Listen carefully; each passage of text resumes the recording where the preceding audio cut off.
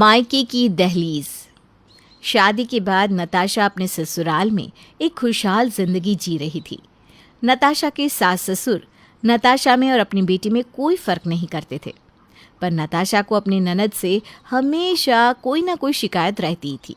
ऐसे ही एक दिन, अरे नताशा बहू, रूही बेटा, कहाँ हो तुम दोनों? ज़रा 2 मिनट के लिए इधर आ जाओ, मैं तुम दोनों के लिए गिफ्ट लेकर आई हूँ।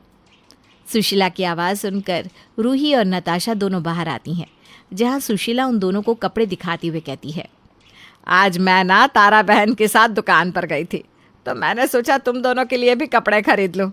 नताशा बहू, मैंने ये तेरे लिए साड़ी ली है, और रूही बेटा, तुझे कुर्ता और जीन्स पहनना पसंद है ना? तो तेरे लिए कुर्ता और जीन्स लेकर आई हूँ। माँ, आप कितनी अच्छी हो, सच में आपको हमारा कितना ख्याल रहता है। आप हमारी हर छोटी बड़ी ज़रूरत को हमेशा याद रखती हो, और हमारी पसंद को तो आप ऐसे भाप लेती हो जैसे हमारी पसंद ही आपकी पसंद है। बेटा, मैं एक माँ हूँ, अगर मुझे पता नहीं होगा मेरे बच्चों को क्या पसंद है तो किसे पता होगा? माँ जी, साड़ी तो सच में बहुत अच्छी है, पर पता नहीं क्यों कुछ दिनों से मेरा भी ना रूही दीदी की तरह जीन्स और कुर्ता पहनने का दिल कर रहा है। शादी से पहले तो मैं हमेशा छोटे छोटे कपड़े पहनकर ही घूमती थी, पर जब से शादी हुई है तब से तो मैंने सूट डालना भी छोड़ दिया है। बहू, अगर तुझे साड़ी पहनना नहीं पसंद तो तू मत पहना कर। तुझे किसी और के लिए अपनी पसंद बदलने की ज़रूरत नहीं है। रूही बेटा, एक काम कर, तू ये कपड़े ना अपनी भाभी को दे दे, और तेरे पास एक भी साड़ी नहीं है ना, तो ये साड़ी तू अपने पास रख ले। कभी कभी तुझे भी तो फंक्शन में जाना होता है, तब तेरे पास साड़ी नहीं रहती। हाँ हाँ, क्यों नहीं माँ, वैसे भी मेरे कपड़ों से महंगे तो भाभी के कपड़े हैं। और मुझे तो महंगे कपड़े ही पसंद है।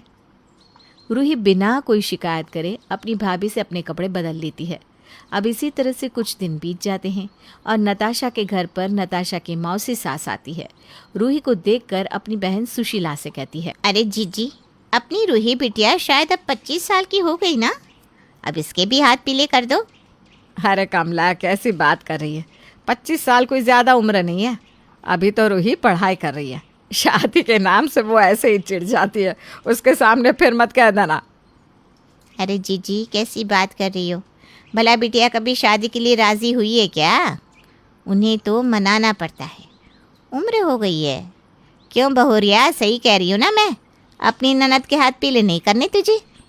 अब बिल्कुल सही कह रही हैं मौसी जी, पर इसमें मैं क्या कह सकती हूँ, शादी तो रूही दीदी को करनी है ना। अरे तुम दोनों सास बहू एक जैसी हो, हमेशा इसी तरह से भली बनी बैठी रहना। जवान लड़की है, कहीं हाथ से निकल ना जाए। समय पर शादी हो जाए तो ही अच्छा होता है। और बहुरिया, तेरी शादी भी तो 25 साल में हो गई थी। तू नहीं चाहती क्या कि तेरी ननद की शादी हो जाए? अरे आप ऐसा क्यों बोल रही हो मौसी जी?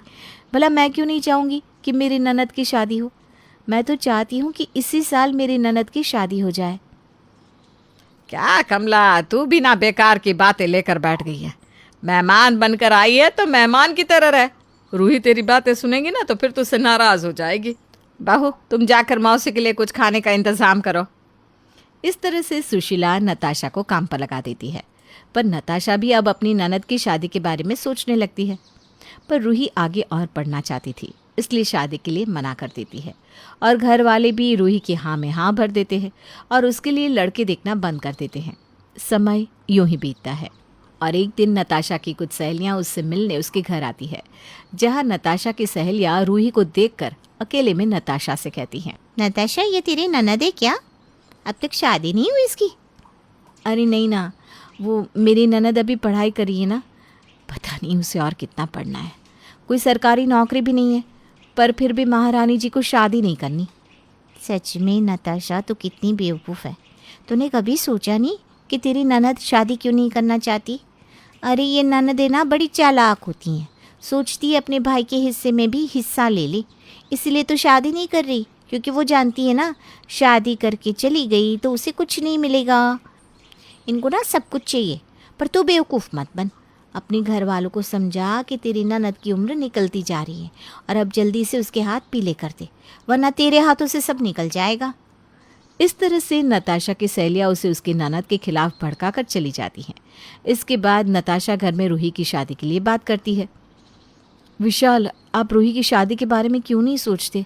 माँ जी से बोलिए ना रूही की शादी करे। सबकी ननद की शादी हो गई है, बस मेरी ही ननद कंवारी बैठी है। अरे लड़की जाते है, हाथ से निकल गई तो लड़का नहीं मिलेगा। नताशा, तुम्हें हो क्या गया है? आज से पहले तो तुमने इस तरह से कभी बातें नहीं करी। आज तुम किस तरह से बात कर रही हो? किस तरह से बात कर रही हूँ? सही तो बोल रही हूँ। मौसी जी ने एक लड़का देखा, आपकी बहन ने मना कर दिया। उसके बाद घर वालों ने कभी शादी के बारे में सोचा ही नहीं। आपने कभी सोचा है? अगर माँ जी और ससुर जी को कुछ हो गया तो आपकी बहन की जिम्मेदारी हमारे सर पर आ जाएगी। नताशा, थोड़ा सोच समझ कर बोलो। और रही मेरी बहन की बात, तो वो अभी पढ़ना चाहती है, और मेरी बहन जब तक पढ़ना चाहती है वो पढ़ेगी। तुम होती कौन हो उसकी पढ़ाई को रोकने वाली?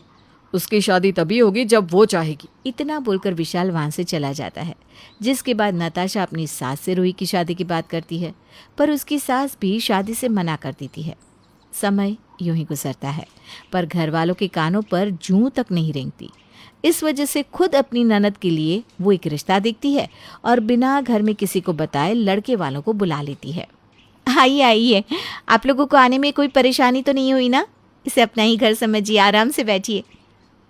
अरे बहू, रिश्ता जोड़ने के बाद तो ये घर भी हमारा ही हो जाएगा।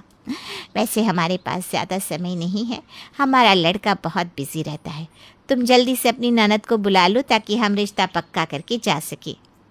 हाँ हाँ, क्यों नहीं, मैं अभी अपनी ननद को लेकर आती हूँ। इतना बोलकर नताशा अपनी ननद को लेने जाने लगती है। तभी वहाँ पर सुशीला और रूही आ जाते हैं। लड़के वालों को देखकर दोनों हैरान हो जाती हैं। नताशा बहू, ये सब क्या है? कौन है ये लोग? माँ जी, ये लड़के वाले हैं, रूही को देखने आए। आप लोगों को चिंता नहीं है रूही दीदी की, पर मुझे अपनी ननद की बहुत चिंता है। हाँ, बस कीजिए भाभी, आपको मेरी चिंता करने की ज़रूरत नहीं है। जब मैंने कह दिया कि मुझे अभी शादी नहीं करनी, तो आपने किससे पूछकर इन लड़के वालों को यहाँ बुलाया? और आप लोग यहाँ से जा सकते हैं, मुझे अभी कोई शादी नहीं करनी। अरे नताशा बहू, हमने तो तुम्हें अपनी बहू की तरह समझा और तुम्हारी बातों पर विश्वास किया, पर तुमने तो हमें यहाँ बुलाकर हमारी बेइज्जती करवा दी। जब तुम्हारी ननद को शादी नहीं करनी थी तो हमें बुलाया क्यों? चलो बेटा यहाँ से, हम अपनी और इंसल्ट नहीं करवा सकते। इस तरह से लड़के वाले नताशा को खरी खोटी सुनाकर वहाँ से चले जाते हैं और रूही भी अपनी भाभी की इस हरकत से नाराज़ हो जाती है। सुशीला भी अपनी बहू को खरी खोटी सुनाने लगती है, जिस पर नताशा भी अपने घर वालों से नाराज़ हो जाती है और गुस्से में कहती है, माँ जी, आपने ना आज अपनी ज़िंदगी की सबसे बड़ी गलती करी है, लड़के वालों को दरवाजे से भेजकर। आप भूलिए मत, लड़की का असली घर उसका ससुराल होता है। अब पूरी ज़िंदगी अपनी बेटी को अपने साथ नहीं रख सकती, और मैं आपकी बेटी को ज़्यादा दिनों तक झेल नहीं सकती। अगर एक बार उम्र निकल गई ना तो शादी भी नहीं होगी। बस बहुत हो गया भाभी, बहुत बोल दिया आपने और बहुत सुन लिया मैंने। मेरी ज़िंदगी का फैसला करने वाली कौन होती हैं आप? आज पहली बार रूही और सुशीला नताशा को खरी खोटी सुनाते हैं, जो नताशा से बर्दाश्त नहीं होता, और वो गुस्से में अपना घर छोड़कर मायके चली जाती है। जब नताशा के पिता को पता चलता है कि किस वजह से नताशा अपना ससुराल छोड़कर मायके आई है, तो उसके पिता भी नताशा पर नाराज़ होते हैं और उसे समझाने की कोशिश करते हैं। नताशा बेटा, ये तूने बिल्कुल सही नहीं किया। अगर तुझे ये लगता है कि लड़की का असली घर उसका ससुराल होता है, तो तू यहाँ क्या करने आई है? तेरी शादी होने के बाद हमारा भी तुझसे कोई रिश्ता नहीं रहा, इसलिए तू अपने ससुराल वापस जा। हम तुझे पूरी ज़िंदगी नहीं संभाल सकते। मैंने तुझे ऐसे संस्कार तो कभी नहीं दिए थे। मेरे घर के दरवाजे तेरे लिए हमेशा के लिए बंद हो जाए, इससे बेहतर है कि तू अभी अपने ससुराल चली जा और अपनी गलती की माफ़ी अपने घर वालों से मांग। अपने पिता की बात सुनने के बाद नताशा को रियलाइज़ होता है कि लोगों की बातों में आकर उसने कितनी बड़ी गलती की है, जिसके बाद नताशा अपने ससुराल वापस जाती है और अपनी इस गलती के लिए पूरे घर वालों से माफ़ी मांगती है।